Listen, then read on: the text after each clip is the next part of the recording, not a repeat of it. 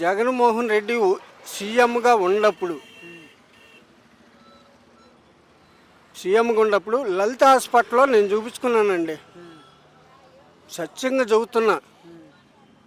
గుంటూరు జిల్లా అనంతవరపాడు లలిత హాస్పిటల్లో నేను చూపించుకుంటే జగన్మోహన్ రెడ్డి సీఎంగా ఉన్నప్పుడు ఒక్క రూపాయి బిల్ల తీసుకోలేదండి. లలిత హాస్పిటల్లో రూపాయి బిల్ల కూడా తీసుకోవాలి, అస్సలు తీసుకోలే.